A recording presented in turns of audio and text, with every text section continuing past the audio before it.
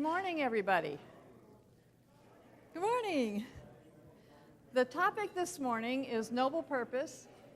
I'm Judy Neal, and I'm going to share with you, I forgot to bring the book. Let's get the book.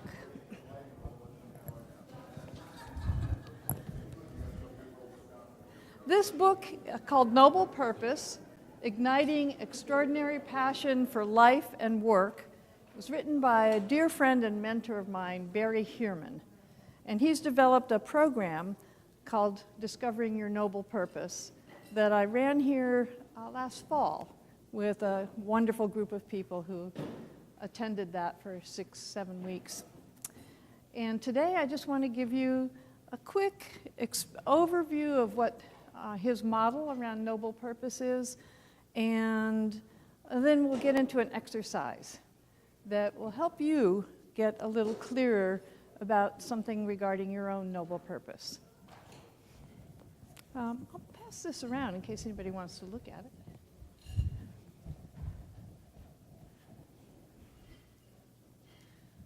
So what I want to cover today, actually we're only covering 2 of those things. We're going to cover the 3-circle model developed by Barry Heerman, and then we'll do an experiential exercise.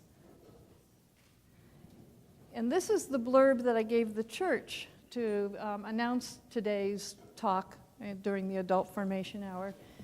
And it comes from my belief that God put every one of us here with some purpose. There's a reason for each and every one of us to be here in this lifetime.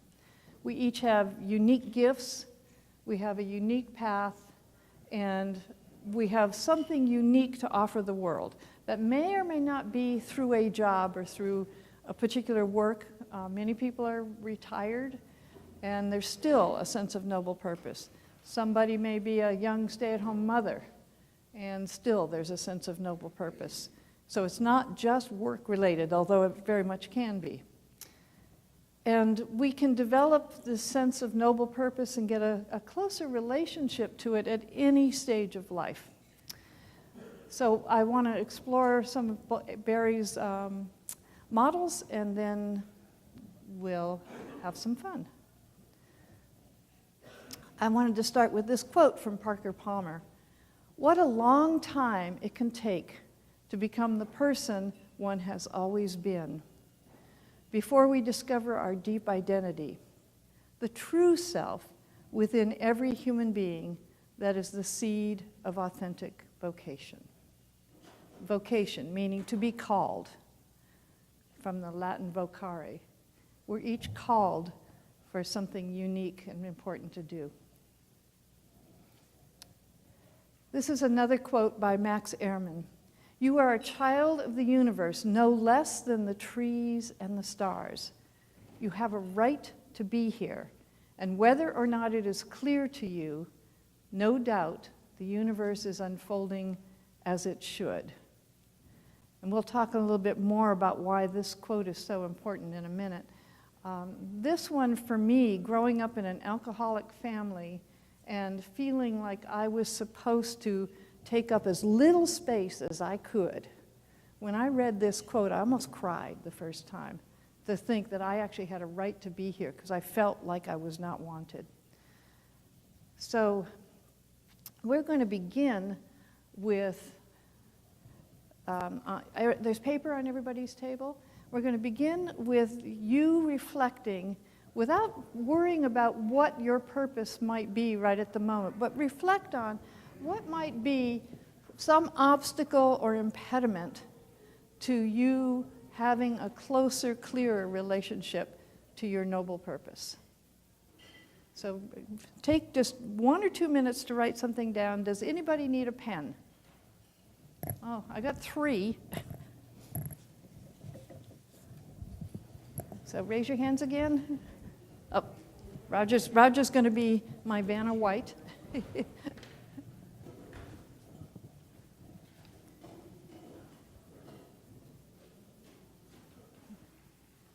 if anyone else has extra pens, okay, it looks like maybe we got everybody taken care of. Good, thanks.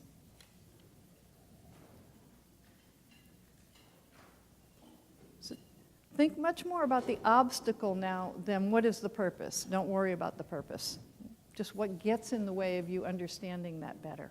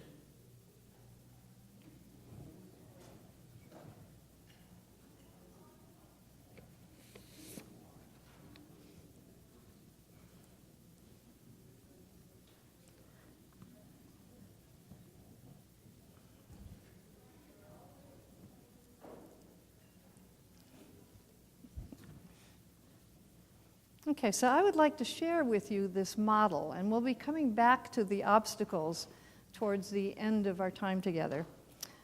This model from Barry Heerman also shows up in all kinds of other psychological models and spiritual paths, and I think he just says it so concisely and so simply and beautifully.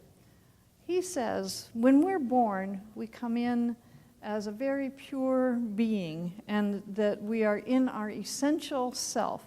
Other traditions call it the true self, or the self with a capital S.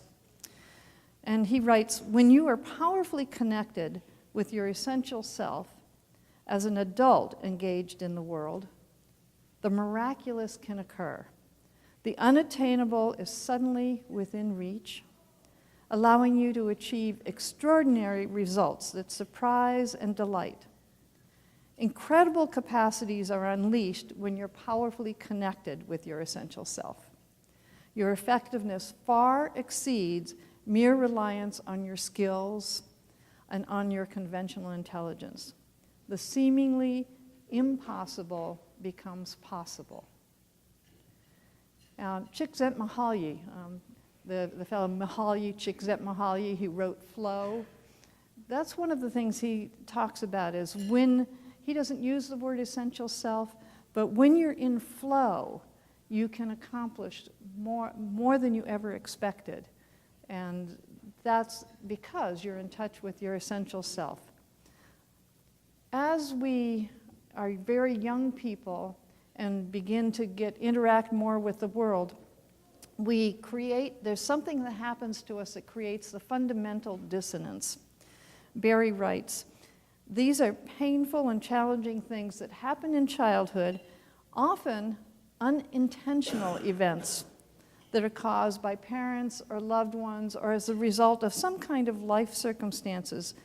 But the result of these circumstances is we take on this lifelong indictment of ourselves.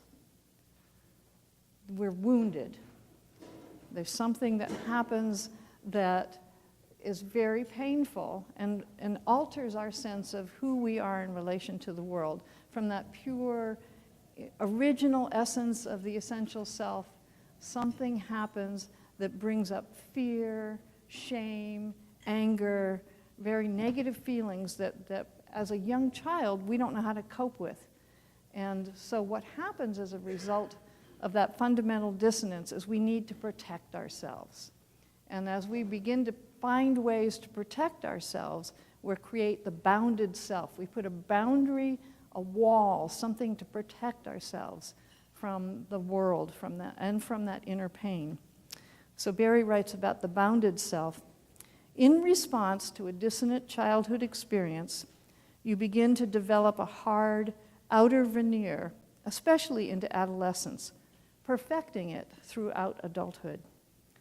This third layer, so the outside layer, see the inside red is the essential self, then there's the fundamental dissonance that wraps around it, then the green layer is the bounded self, and so this third layer serves as a boundary to protect you from that unpleasant dissonance operating within and around you.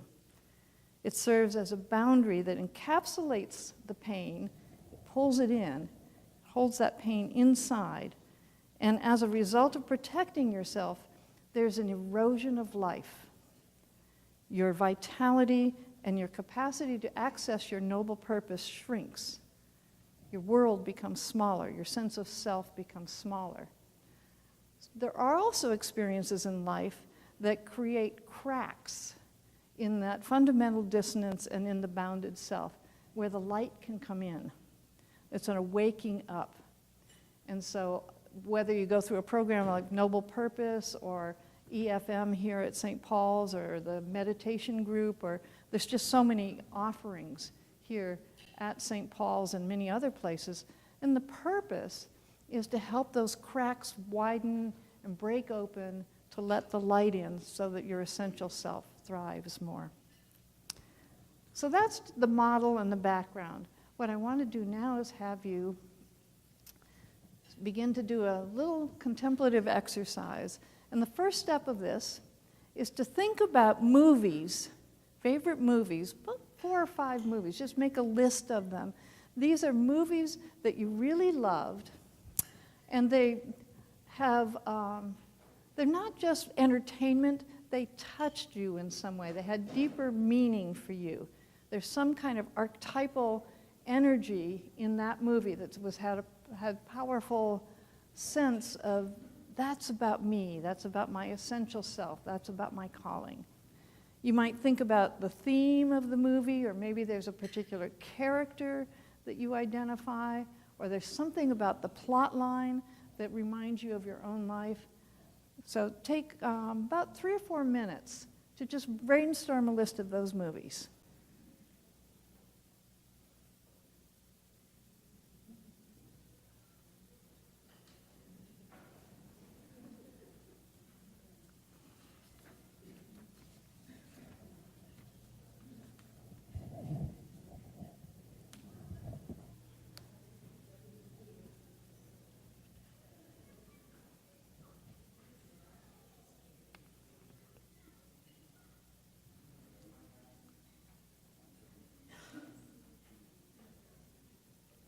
I'm going to give you a chance to talk about this after you've made your list.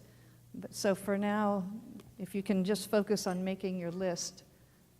And of course, sometimes people have to remind us what our favorite movie was.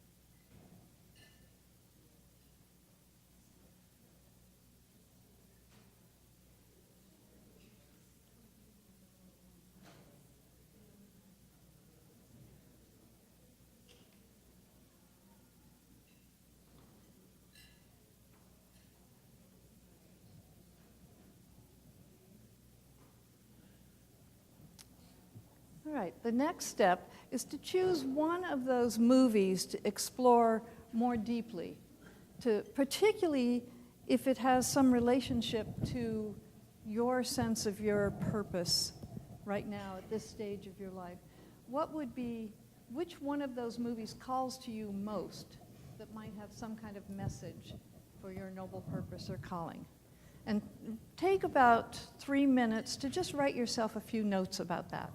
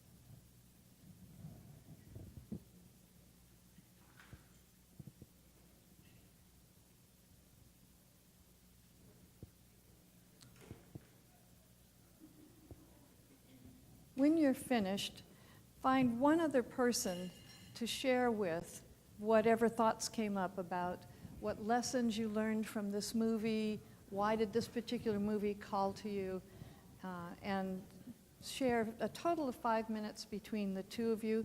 What will happen is it's going to get very noisy in this room, and so I want to stop right at the 5 minutes. So I'm going to raise my hand when 5 minutes are up, and then if you see me raise my hand, you raise your hand and you close your mouth, and it'll get quiet very fast. Okay, so share with one other person. Or two. You have one or two other people.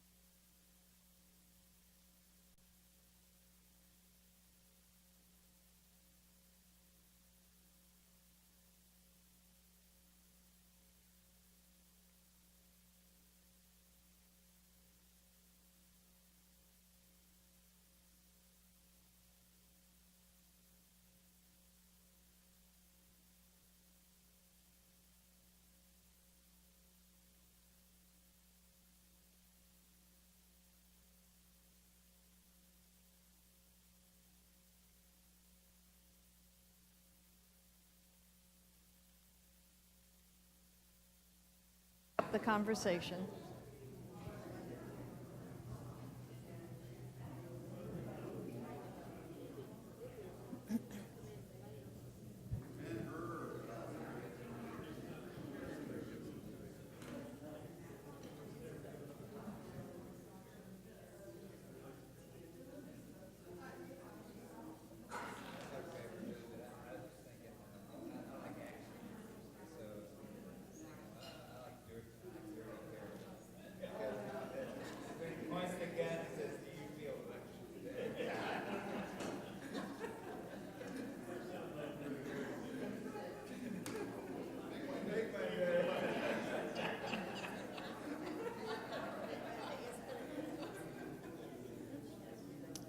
Okay, I'm going to invite you now to go back to journaling. So,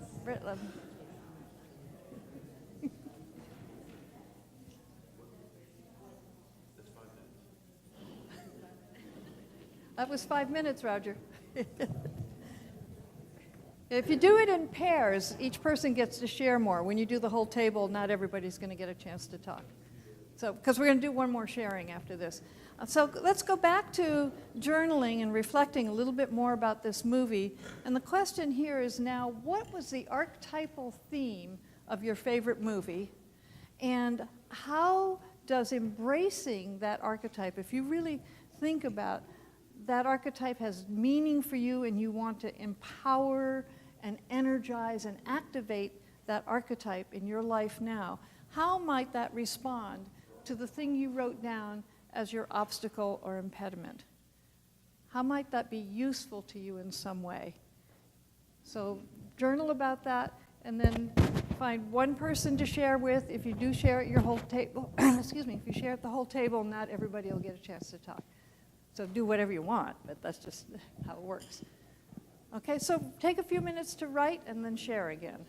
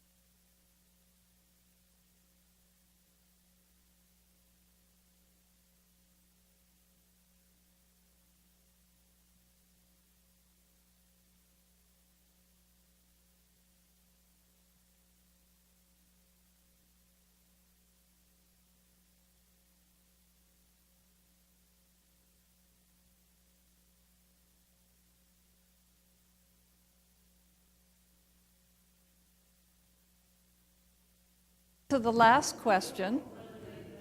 And this last question tries to pull together all of these thoughts about the obstacle that faces your noble purpose, the themes that you saw in these movies that really resonated with you, and how you might embrace the archetype or the key message or the key lesson of the movie that had the most impact on you in relation to your noble purpose.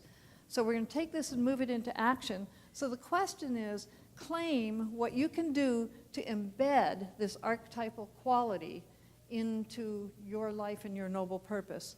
And write down 3 action steps, something you could do today, this week, in the very near future that would move you towards this vision you have of living your noble purpose more fully in your life. And then we'll do a final sharing around that, and I'll also come around with the microphone after you've been able to share at your tables. Any questions about that? So 3 action items. Write those down. If anybody needs help thinking about that, I'll come around and help.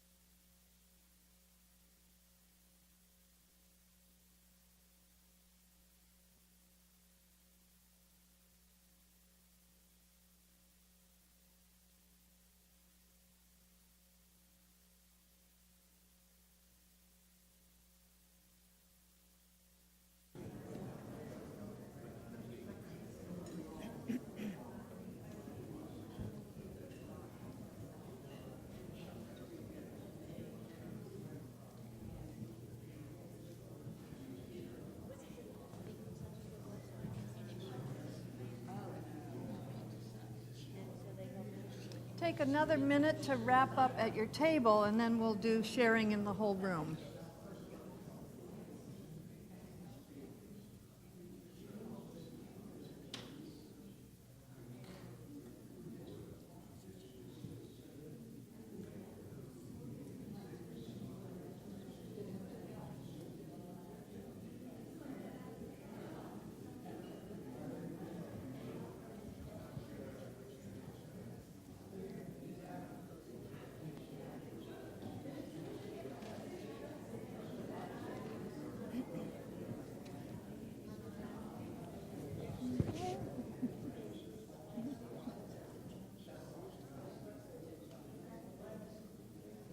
This means raise your hand, close your mouth. All right, thank you. So now I just want to open it up for any comments, questions, reflections you have about anything we talked about this morning. So it's just open conversation.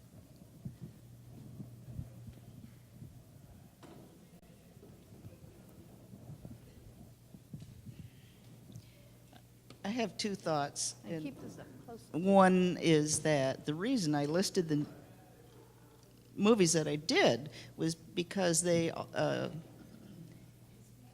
demonstrated values that were already present in my mind. And I've been working on them, and I still do. And the other thing is, as far as being called or having a noble purpose, it looks to me in my life like the noble purpose happens here, and then there's a time of kind of a more of a wandering time, and then there's another call, and then there's and then there's another one. Yes. And that seems to be, and I sometimes I think we always perhaps have a little envy for people that find a calling and stick with it all their life. This is totally unusual for me. It's such an excellent point, because that is the myth about calling is someone finds it, they're a musician or a priest or an architect or whatever they are, and that's it for the life. They're passionate about it, they love it. And there's others who may be a school teacher and then a writer and then elder care. But each time it's moving from one thing to the next. Yeah, and I do think that they build upon each other. Yes, they over do. time. I do too. I like to say, God doesn't waste anything. Thank you. Other comments, questions?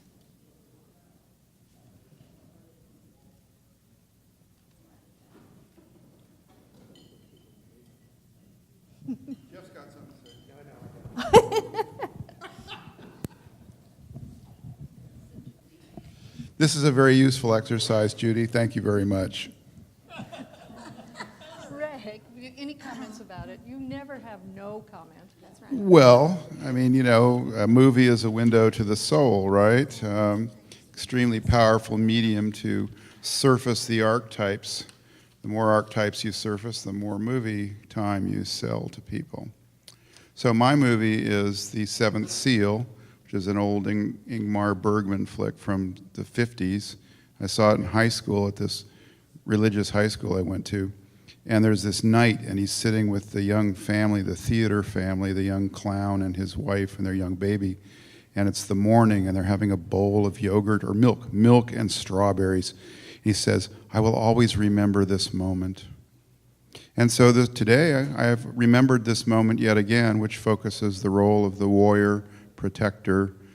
Again, Judy, a useful exercise. Thank you very much. Thank you, Ray. Anyone else?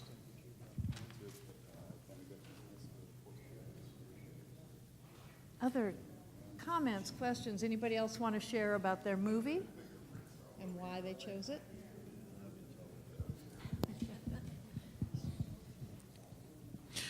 I started out with a military background as a child in a military family, and was rescued by my dad from an orphanage, and so I really kind of thought that was where I was going. It's a series of movies I'm about to impart here, and I had an awakening when I was in the service that that's not who I was supposed to be. And so I got out after 7 years in the Army and kind of bumped around jobs, private investigations, sales jobs, gas stations, mowing yards and everything. And then I finally got into a career with selling Yellow Page advertising. Oh boy, was that something. And I saw a movie called The Unforgiven with Clint Eastwood. And the phrase that stood out in that movie for me was, Clint Eastwood was beaten up, and he was laying out there, and one of the whores came up taking care of him, and she said, and she had scars all over him, and she said, I'll give you a free one, and he said, no, I don't think I want a free one, and she said, it's because of my scars. Wow, I got scars. And so he said, everybody's got scars. And I went, wow.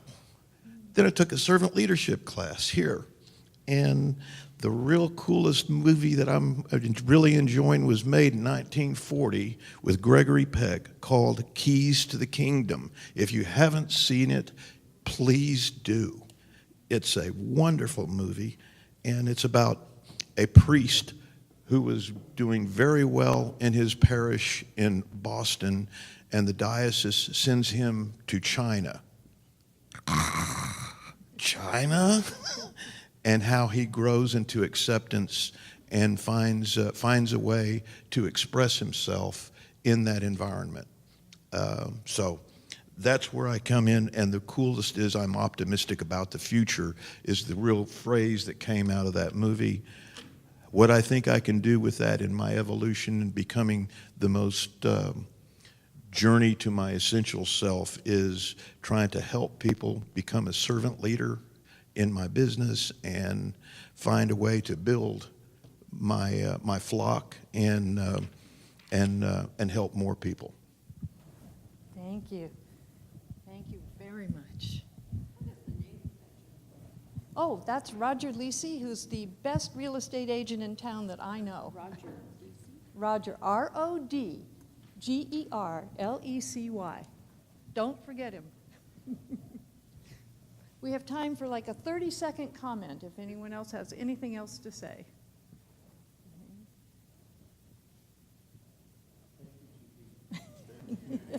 Thank you. Have a wonderful week.